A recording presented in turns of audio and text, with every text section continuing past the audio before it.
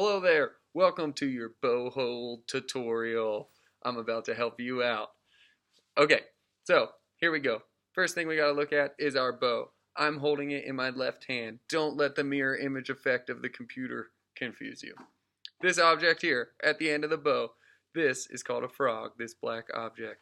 This silver part on the end of the frog that holds the hair, which is right here, made of what animal? Yes, horses, you're right. Cool. This is called the silver.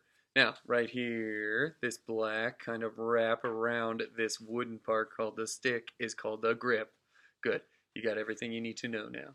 Now, how do I hold the bow to use it properly? Oh, I'll just do this. No, wrong. That is not what you do. And the reason you don't do that is because the more you play, the better you get, the more flexibility you need in your bow hand. And there's a certain way to hold it to do that.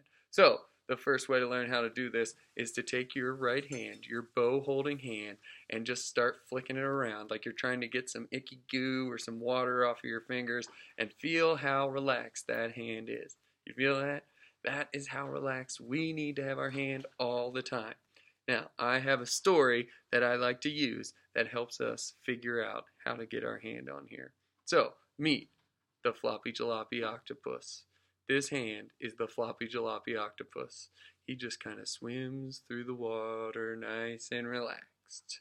Now, this floppy jalopy octopus unfortunately has been residing in West Palm Beach, Florida, and a reckless boater just 3 weeks ago happened to drive through his marina and run right into him.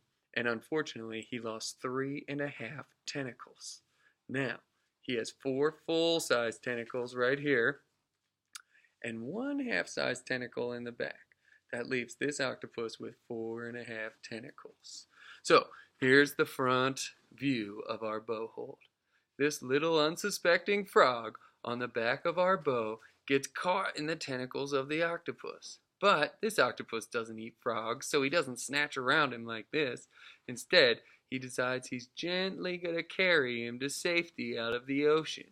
So what he does is he gets his middle tentacle right here, even with this thing called the silver, and he lets his other tentacles just gently fall into place right on top of the frog. Not around him, because he doesn't want to hug him and smush him, but he just caresses him right on the side here, okay? So now all our fingers in place.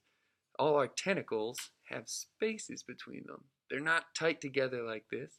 They're spread out, okay? Now, you might be saying, but what do I do with the little half tentacle in the back? Because these fingers can't hold anything. And you are correct. What you need to do now is this. I'm going to turn the computer to show you a different angle. So, now you can see. I've got my 4 tentacles just resting on the stick, and I've got the middle finger even with that silver. Now this half tentacle, all he does is curve around so that the tip of the tentacle touches where the frog and the grip meet. Watch that again. Here it is. Whoop. Just curves right into place. It's not in this gap around here, and it's not pointing down the stick like this. It's just the tip of it touching that one spot. When I do that, I use the pressure from my middle finger and my thumb to keep it all held together. And then when you look at it from the front, you get this. This is ideal. This is what we want. So parents, students, if you see this, you say, ah, good bow hold. If you see this, culprit number 1, you say, no, why? And this is the big indicator, the straight finger pointing down the stick with the straight thumb pointing up the stick. So when you see that, you know that the thumb has to turn so that the tip of the thumb is right where I showed you, and then the middle finger and all the other tentacles kind of fall into place.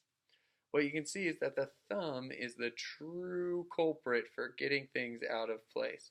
So this is culprit number 1, and then this is culprit number 2, where we just have a fist wrapped around the whole end of the bow.